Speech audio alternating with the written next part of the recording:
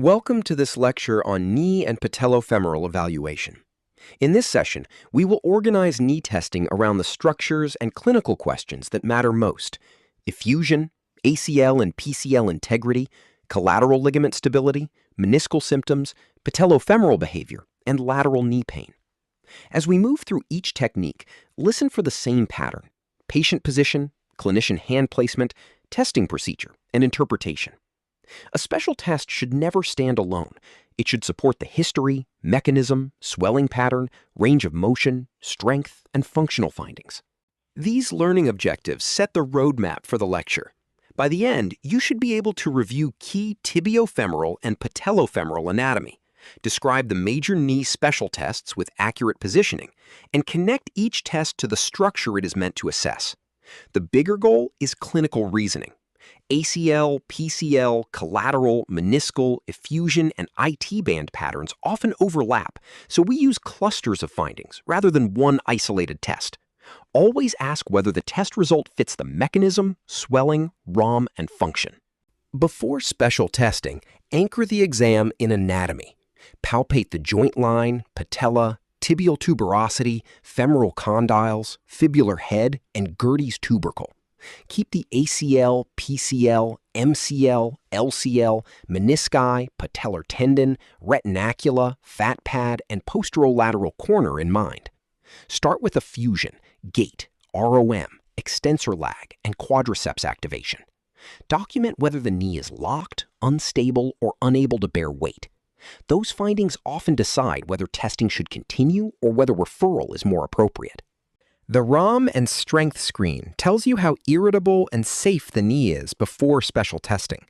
Compare flexion and extension bilaterally, and note terminal extension loss, pain arcs, guarding, or a locked pattern. Test quadriceps and hamstrings first, and add sartorius or adductor testing when symptoms suggest those structures.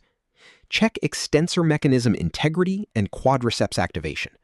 Functional tasks such as squat, step down, and dynamic valgus observation add context, but only if the athlete can safely bear weight and instability or fracture is not suspected.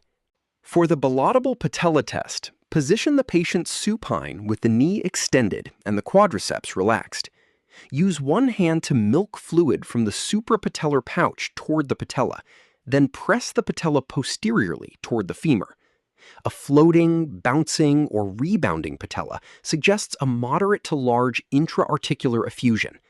This test is most useful when swelling is clearly present. For smaller effusions, a sweep or bulge test may be more sensitive.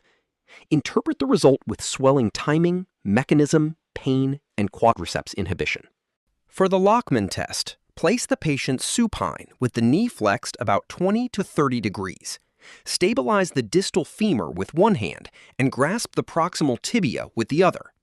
Translate the tibia anteriorly and compare the amount of motion and end field to the opposite knee. Increased anterior translation with a soft or absent endpoint suggests ACL injury. This is one of the highest value clinical tests for acute ACL injury, but guarding, swelling, and pain can affect accuracy. Pair the test with mechanism, rapid effusion, instability, and function. For the Lelli lever sign, the patient lies supine with the legs relaxed and extended. Place a fist or fulcrum under the proximal calf just below the tibial tuberosity. Apply downward pressure over the distal quadriceps. With an intact ACL, the tibia acts as a lever and the heel rises from the table. If the heel does not rise, ACL disruption is suspected. This can be useful when the patient is guarded and anterior translation tests are difficult. Still, do not use it alone. Compare it with Lachman findings, swelling timing, mechanism, and instability symptoms. For the posterior drawer test, position the patient supine with the hip flexed about 45 degrees and the knee at 90 degrees. Stabilize the foot, place both hands around the proximal tibia, and make sure the hamstrings are relaxed. Push the tibia posteriorly on the femur and compare translation and end field to the other side. Excessive posterior translation or a soft endpoint suggests PCL injury. Always inspect for posterior sag before this test because an already subluxed tibia can make anterior and posterior translation tests misleading. For the Godfrey sag sign, position the patient supine with the hips and knees flexed to 90 degrees and both lower legs supported. From the foot of the table, compare the anterior tibial tuberosities. A tibia that sits posteriorly on the involved side suggests PCL insufficiency. This is a helpful visual screen because it can reveal posterior sag before you apply force. Use it especially after mechanisms such as a fall on a flexed knee, dashboard-type trauma, or posterior force to the tibia. Follow with posterior drawer and a full instability screen when appropriate. For the pivot shift test, the patient must be relaxed and supine. Hold the heel, internally rotate the tibia, and apply a valgus force near the knee while moving from extension into flexion. A palpable shift or clunk as the tibia reduces suggests ACL deficiency with anterolateral rotatory instability. This test can be difficult in awake or guarded patients and is often uncomfortable, so it may not be ideal in an acute painful knee. Use it carefully and interpret it with the broader ACL pattern, pivot mechanism, rapid swelling, giving way, and Lachman findings. For valgus and varus stress testing, position the patient supine and test first with the knee flexed about 20 to 30 degrees. For valgus, stabilize the lateral knee and apply force at the ankle to open the medial side, assessing the MCL. For varus, reverse the force to stress the lateral side and assess the LCL and posterolateral structures.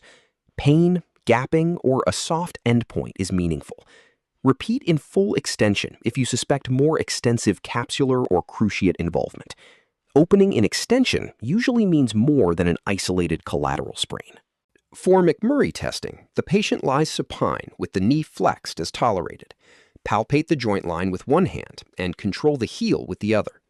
To bias the medial meniscus, externally rotate the tibia, apply valgus stress, and extend the knee. To bias the lateral meniscus, internally rotate the tibia, apply varus stress, and extend. Joint line pain, clicking, or a palpable thud may suggest meniscal pathology. The painful range can help localize irritation, but the result should be combined with history, swelling, locking, catching, and joint line tenderness. For the Thessaly test, the patient stands on the involved limb with the knee flexed about 20 degrees while holding the clinician's hands for balance. The patient rotates the body and knee internally and externally 3 times. Joint line pain, catching, locking, or a sense of giving way may suggest meniscal pathology. Do not use this test when the patient cannot safely single leg bear weight, or when acute instability, fracture concern, or severe pain is present. It is a functional meniscal screen, not a standalone diagnosis. For Apley compression and distraction, position the patient prone with the knee flexed to 90 degrees. Stabilize the thigh, grasp the foot or lower leg, and compress the tibia into the femur while rotating.